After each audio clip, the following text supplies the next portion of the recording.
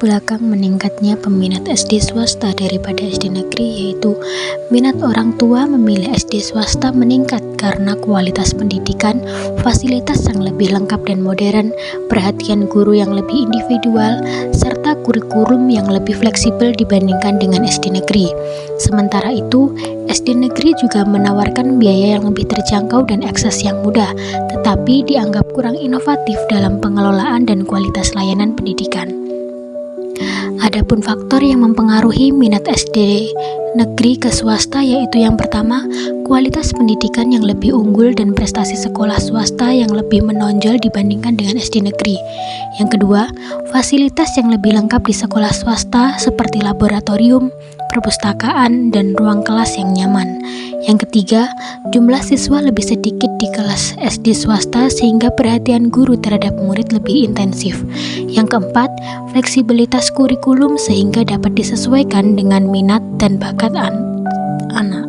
Berdasarkan data Kementerian dan Kebudayaan selama 10 tahun terakhir, SD negeri mengalami penyusutan sebanyak 3.090 sekolah, sedangkan SD swasta bertambah sebanyak 4.459 sekolah. Solusi yang relevan terkait meningkatnya peminatan SD swasta daripada SD negeri adalah yang pertama, menciptakan value added bagi sekolah negeri. Yang kedua, pengembangan model pendidikan adaptif yang responsif.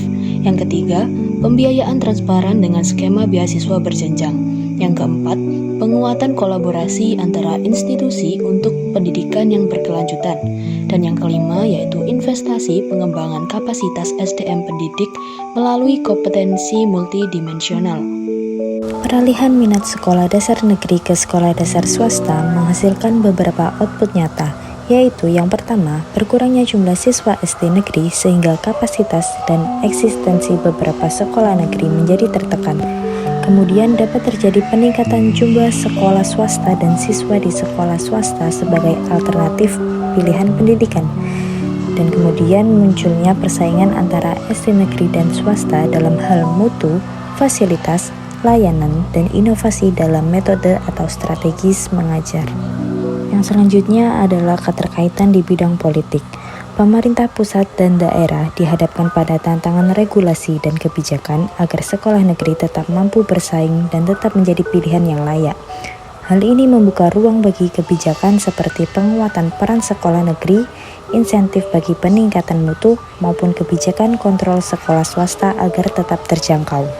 Selanjutnya, keterkaitan di bidang sosial dan masyarakat. Pilihan orang tua terhadap SD swasta dan SD negeri mencerminkan nilai sosial yang berkembang dan terdapat juga terjadinya potensi kesenjangan akses. Kemudian, dengan terjadinya penurunan jumlah siswa di SD negeri dapat menyebabkan penutupan sekolah sehingga berdampak pada perubahan demografi lokal.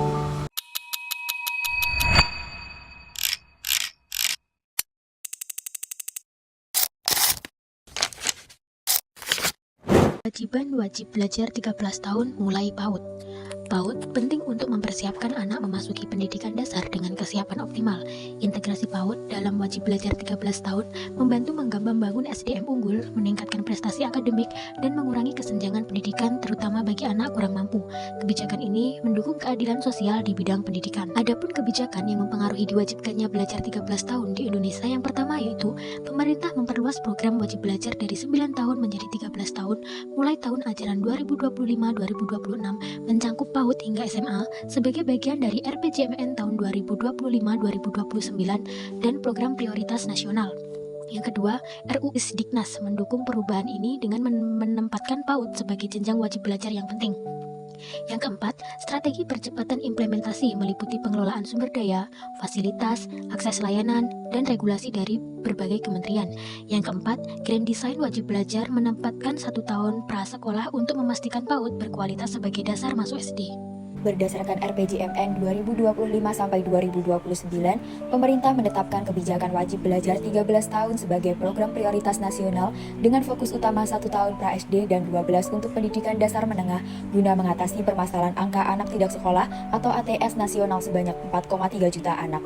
Namun, angka partisipasi kasar PAUD juga masih rendah, yaitu sebesar 36%, dan terjadi gap dengan angka partisipasi kasar perguruan tinggi sebesar 32% pada tahun 2024 yang kemudian ditargetkan menjadi 39% pada tahun 2029. Solusi yang relevan terkait kebijakan wajib belajar 13 tahun, yakni yang pertama melakukan peningkatan infrastruktur dengan pemerataan akses internet dan listrik untuk satuan jenjang PAUD pendidikan dasar dan menengah. Lalu yang kedua, membangun sekolah dari jenjang PAUD, SMP atau MTS, dan SMA, SMK, MA untuk mengatasi permasalahan anak tidak sekolah di seluruh wilayah. Lalu yang ketiga, memberikan sosialisasi ke masyarakat, terutama pihak masyarakat yang memiliki anak berusia 3-4 tahun mengenai pentingnya sekolah PAUD untuk ke jenjang berikutnya. Lalu yang keempat, peningkatan pemerataan dan distribusi guru untuk mendukung layanan pendidikan terutama di daerah 3T. Lalu yang kelima, yakni menyediakan sekolah non-formal sejenis sekolah rakyat untuk menampung anak yang tidak sekolah. Output dari program kebijakan wajib belajar 13 tahun ini bahwa mulai tahun ajaran 2025-2026, program ini akan dilaksanakan sebagai prioritas nasional dengan fokus pada 1 tahun pra-SD atau PAUD serta 12 tahun pendidikan dasar dan menengah. Tujuan dari program ini adalah untuk memperkuat fondasi pendidikan dari usia dini. Kemudian keterkaitan di bidang politik. Kebijakan ini menandakan keseriusan pemerintah Indonesia untuk memperkuat sektor pendidikan sebagai cara membangun kualitas manusia dan meningkatkan daya saing negara, seperti yang sudah tercantum dalam Rencana Pembangunan Jangka Menengah Nasional atau RPJMN 2025-2029. Selanjutnya yaitu keterkaitan di bidang sosial dan masyarakat, yakni kebijakan ini memiliki potensi besar untuk mengurangi kesenjangan pendidikan antar kelompok sosial ekonomi, wilayah, dan etnis.